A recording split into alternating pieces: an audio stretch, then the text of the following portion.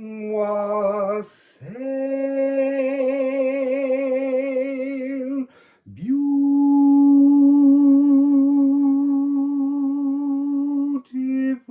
people. That was different. So, are we there yet, Mum? Have we got to the triple conjunction yet, Mum? Can we see it yet? So yeah, I started that one thinking we were going to get an answer, and we got part of the formula. So let's have a little look, see what's going on. You see, yesterday's reading gave us this sense that Pluto represents the earth, the pentacles, the real world, being physically present while we're on a galactic journey, just as an aside, beginning a new galactic journey. But it's almost like Pluto's here to be our anchor, to hold us safe while we venture. Venus is representing emotions, the water, that energy of the cupbearer, Ganymede, pouring emotions towards the earth from the air. And even though Ceres is the divine feminine in many ways, she's one of the most watery planets, you have to edit the emotions, and that's what the divine feminine is capable of doing, editing the emotions that pour towards the earth. And this 0 degrees, again, this is such an important point. Remember, Saturn and Jupiter were here at 0 degrees on the 21st of the 12th, 2020.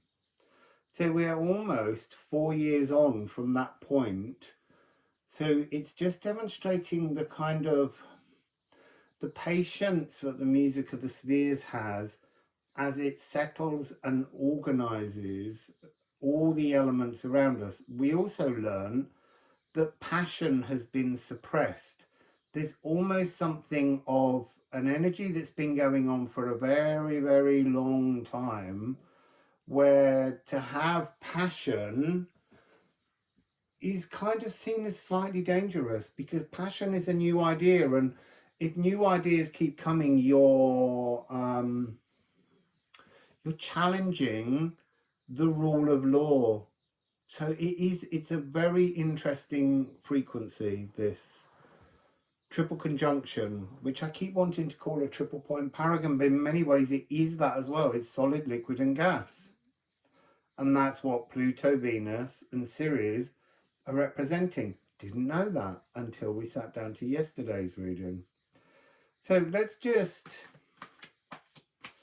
shuffle. I'm not even going to ask if this is Pluto, Venus or Ceres, because somehow the point of this is all three are becoming one. Yeah, I've been desperate for it to be a kind of, you know, mother-in-law fighting with Venus, Pluto being really like, I can't look at anything.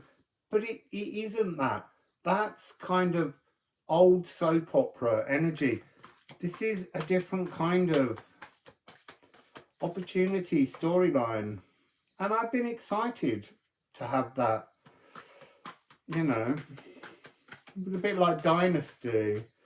We were always waiting for a fight between his wife and his ex-wife. But that's what the energy felt like from a distance. Up close and personal. It's a beautiful thing.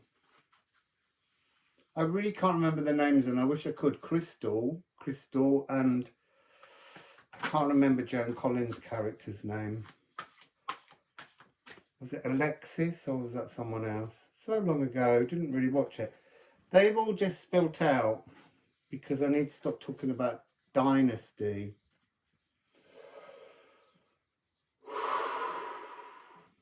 Can we please have a message about the triple conjunction? So I've got a whole series caught under my arm here. I'll put them there. There's another series here. And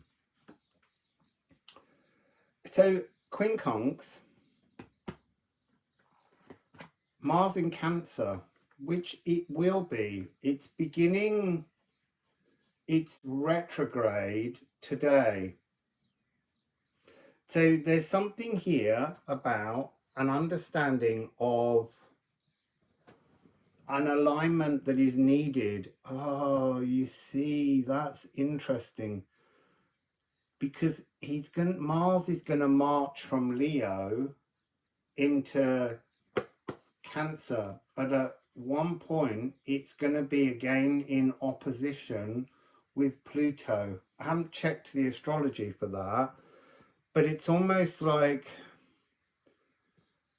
we're hearing about this, we're understanding that this conjunction takes place now, but conjunctions are about an application as the things join together and then a separation as they move on. So this is all about being at odds with things until this Mars reaches 0 of Cancer. It's almost like a cognitive dissonance challenge will come through. Ultimately, it's merging. It is doing the relevant energy. It is creating higher heart energy. Venus is, the emotions are the winner here, but the emotions need to be edited before they're earthed. That's the energy. Allow emotions to rise up. Allow yourself to look at the emotions, hold the emotions in your thoughts, in your hand, and look at them and go, is this an emotion that I want to take into my future? And if it isn't, it has to be released.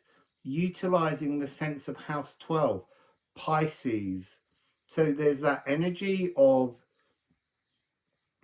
the last lunar eclipse on the 17th of September is coming into its peak power. We had a video about that around the solstice. So really from this moment now until the solstice, this is what we're dealing with, assessing what emotions we wish to carry forwards. And we've got a new jug. Let's say that. We've got a new water vessel. And we're deciding what ones we're going to put in it and what ones just need to be fall as rain and just go in to the old earth. So what is precious emotionally to you, put into this vessel, because that's really what Pluto's waiting for. Pluto's waiting for Ceres and Venus to pour down the emotions. And it's not that they're separate entities, they're all aspects of us. They're just representing a different part. And we're preparing to kind of honor Pluto, our inner Pluto, with an emotional spa day. And that's been coming since the end of October with the ground water trine. Now, what do we have here? So interesting, I want to immediately say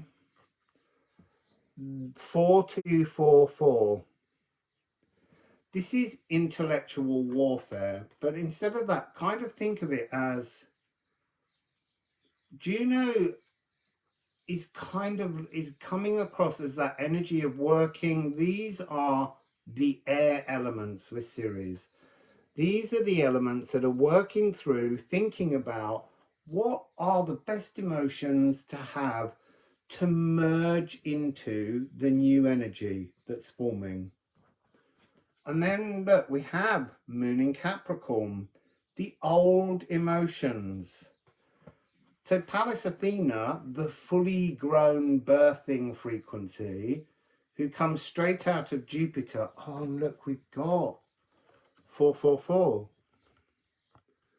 So we've got the remembrance, the Jupiter trap, the emotional trap, was the last 20 years. We've got to sieve through this now. The old ancestral dwellings, the blood songs, the pains. It's time now to move on to the joys. It really is.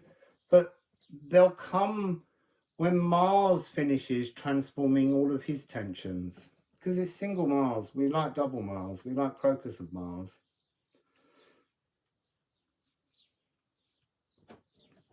So then, Regulus. We're creating a new crown, a new emotional home. This is the future that we're bringing into our now. But first of all, we've got to edit the emotions. And this is coming with the cardinal energy. Mars is returning to cardinal emotions. So it's what emotions frustrate you. You can't move forwards with them. They have to be released. You can't have those energies. So these cardinal emotions. Also, Pluto is trining Libra. That's cardinal air.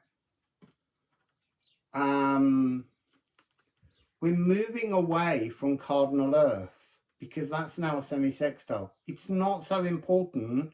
It's to be left behind.